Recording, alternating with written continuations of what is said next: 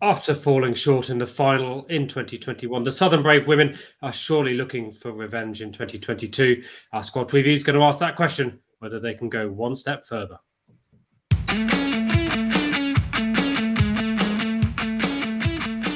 Welcome to the 100 Club. My name is Tom, and I'm joined again here by Rich to complete our squad previews for the women's competition. That is the 100 2022, starting in less than 24 hours. Rich, how you doing? I'm very well, Tom. How are you? Yeah, I'm good. Welcome to all our viewers as well. If you're new here, it's great to see you. And if you like what we do and want to see some more, hit the subscribe button down below. We are steadily building an army that is the 100 Club. Rich, the Southern Brave, led again by Charlotte Edwards, are surely, as I say, looking for some revenge this year, right? Of course, but for an inspired spell of bowling by Marizanne Kapp in the final last year, when I think she took 4 for 18, I think, 20 balls. The Southern Brave would have won it last year. They were by far the best team. They had a 7-win, 1-loss record, which put them straight into the final. And as I said, they got almost ambushed by the Oval Invincibles in that game. But they'll be back this year.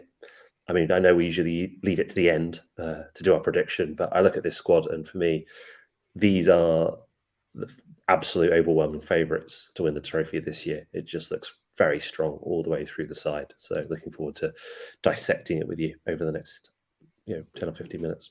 You're slightly preempting my decision almost that I don't think we should do a predictions episode for the women's competition because one, it generally looks really close. And as we always say in the T20, you can, you could go any way on any given day. But also, actually, I think we'd both say that this squad looks like the favourites. So let's get it up on screen and see what we think. So let's talk through. Why does it look so strong? Well, for me, two of the main reasons are right there at the top of the order in Danni Wyatt and Smriti Mandhana. And for me, Danni Wyatt, one of my favourite women's cricketers out there, just so reliable, so consistent, just does a job at the top of the order and in really great form too. Yeah, I agree. I think what you look for is in T20 cricket, anywhere around the world, men's or crickets, you look for strike rate.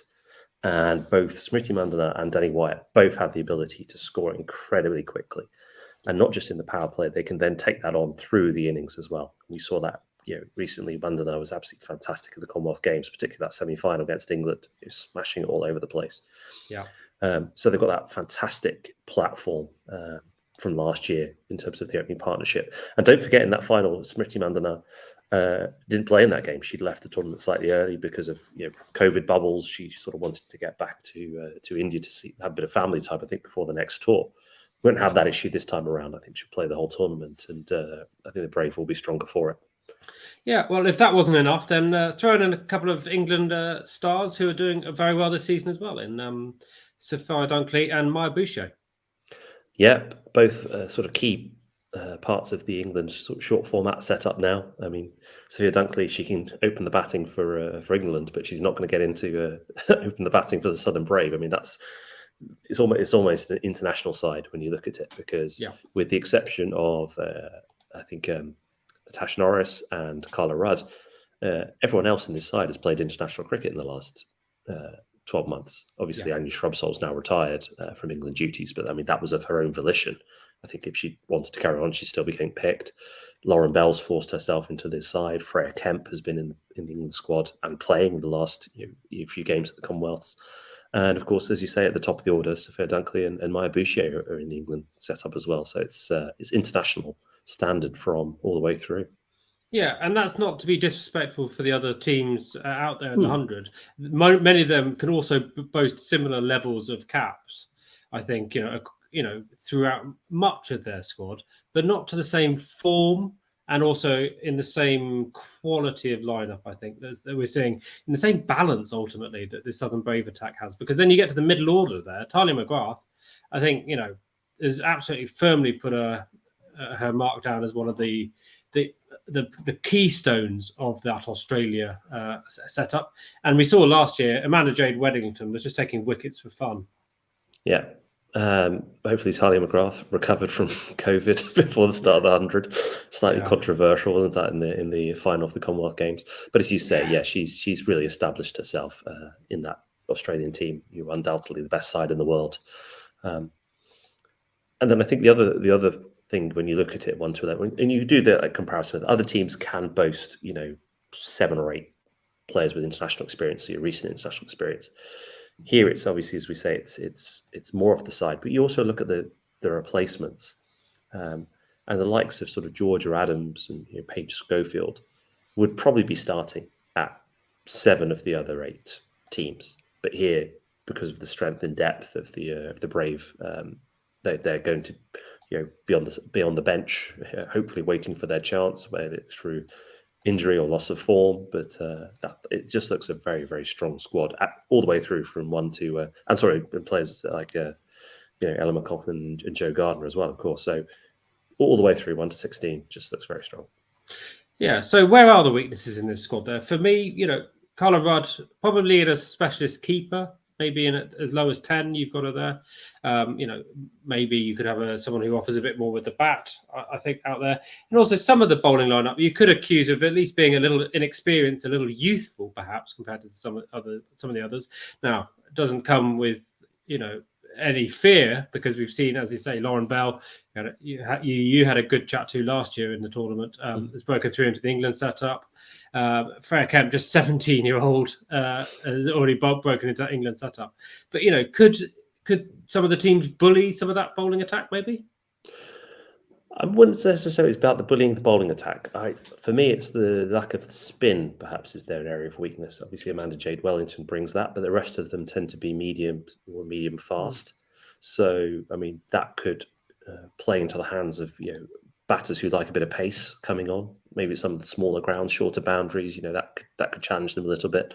If you get sort of some of these very kind of low, kind of slow turners, where you want to have 3 spinners in the side, that could affect them slightly. But ultimately, I think we're sort of nitpicking a little bit. It's such a strong side that I think almost any conditions they're going to be the favourites going into it in the tournament. I mean, Sophia Dunkley could bowl a bit of leg break, perhaps, but you're right. Maybe there is a little shortcoming there. But there's options on the bench. Any other sort of comments on the depth there? Yeah, Molly Strano is the 4th overseas. She's featured in the World Cup last year, I think. Played a couple of games. Obviously, a very seasoned Women's Big Bash campaigner. But obviously on the fringes of the Australian squad. If she gets an opportunity, I think she'll be pretty strong as well. But I'd probably see, if fit, Mandhana, McGrath and Amanda-Jade Wellington being the 3 overseas who play. Of course, in the 100, you can have 4 overseas players in your squad, but only 3 can be in the 11 at any one time. Okay, Rich. I think we've done our very best to be a balanced and objective preview there. But ultimately, I think we're saying favourites, right? Yeah, I think so.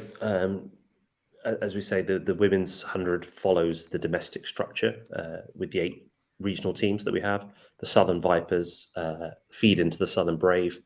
They've been sort of the team to beat in those competitions in the last few years. So obviously they have that culture of winning.